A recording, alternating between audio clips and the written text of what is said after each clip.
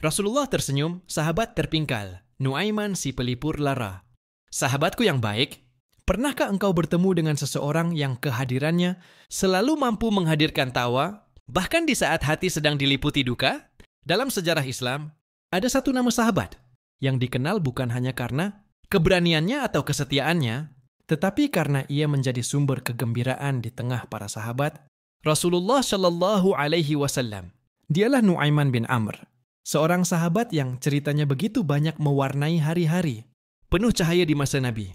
Hari ini, izinkan aku bercerita tentang salah satu kisah yang membuat Rasulullah tersenyum. Dan para sahabat pun terpingkal karena kelucuan Nuaiman. Namun di balik tawanya, tersembunyi sebuah ketulusan dan pelajaran hidup yang sangat berharga. Pada suatu hari di kota Madinah, cuaca terasa terik dan suasana pasar seperti biasa ramai dengan para pedagang dan pembeli yang saling tawar-menawar.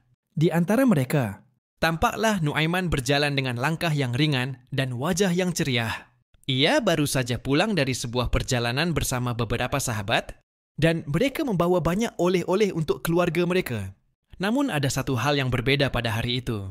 Nuaiman mendengar kabar bahwa ada seorang pedagang dari Syam yang baru datang ke Madinah, membawa berbagai dagangan, termasuk unta-unta yang gagah dan sehat. Unta-unta itu terkenal mahal, dan hanya orang-orang kaya saja yang mampu membelinya. Melihat hal itu, muncul ide jahil namun menghibur dalam benak Nuaiman. Ia tersenyum simpul dan segera bergegas menuju rumah Rasulullah Shallallahu Alaihi Wasallam. Setibanya di sana, ia mengetuk pintu dan dengan sopan meminta izin untuk masuk. Rasulullah menyambutnya dengan hangat seperti biasa, karena memang beliau sangat menyayangi Nuaiman, meskipun sering dikerjai olehnya. Ya Rasulullah, kata Nuaiman dengan wajah serius. Tunggulah sebentar, aku akan membawakan hadiah istimewa untuk Anda. Rasulullah tersenyum dan mengangguk. Beliau tidak menaruh curiga, karena sudah menjadi kebiasaan Nuaiman datang dengan kejutan, meskipun kadang kejutan itu berakhir dengan gelak tawa dan keheranan. Tanpa menunggu lama, Nuaiman pun pergi menemui pedagang unta itu. Ia menunjuk seekor unta yang paling besar dan gagah, lalu berkata, "Aku ingin membeli unta ini untuk Rasulullah, pemimpin kami yang mulia. Tunggulah di tempatmu. Aku akan mengambilkan beliau untuk melihat barangnya sendiri." Pedagang itu senang bukan main, karena mengira ia akan mendapatkan pembeli besar. Namun ia tidak tahu bahwa unta itu belum dibayar sepeser pun. Nuaiman pun kembali ke rumah Rasulullah dan berkata, "Ya Rasulullah, marilah ikut denganku. Ada hadiah yang akan membuat Anda senang." Rasulullah pun ikut, ditemani beberapa sahabat. Mereka berjalan ke tempat pedagang unta itu.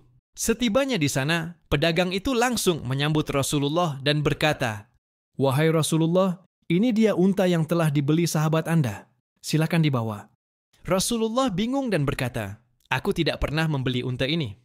Pedagang itu terkejut. "Tapi sahabat Anda yang bernama Nuaiman telah mengatakan bahwa ia membelinya untuk Anda." Saat itulah semua mata memandang ke arah Nuaiman. Ia hanya tersenyum polos dan menjawab, "Ya Rasulullah, aku tahu Anda suka hadiah.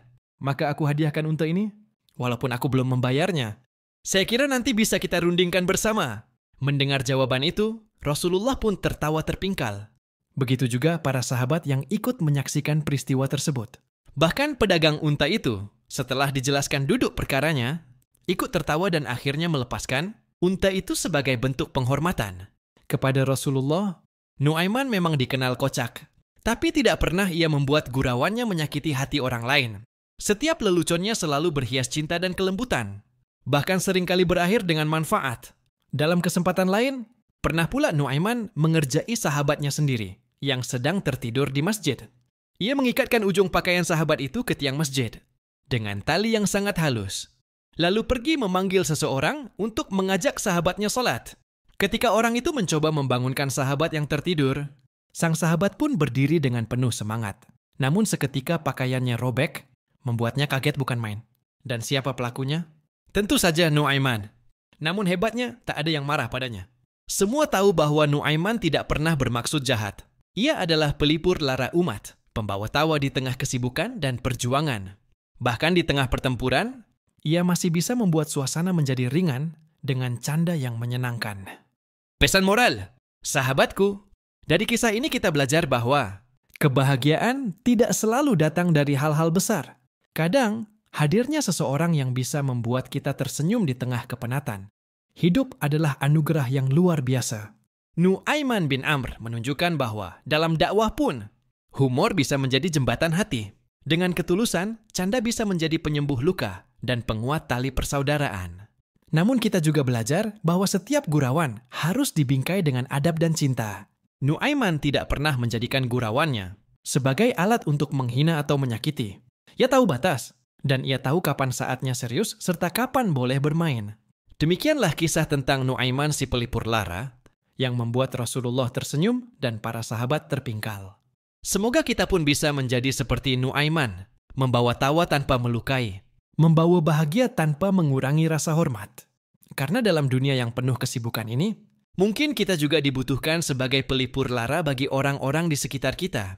Terima kasih sudah mendengarkan kisah ini, sahabatku. Sampai bertemu di kisah selanjutnya, insya Allah.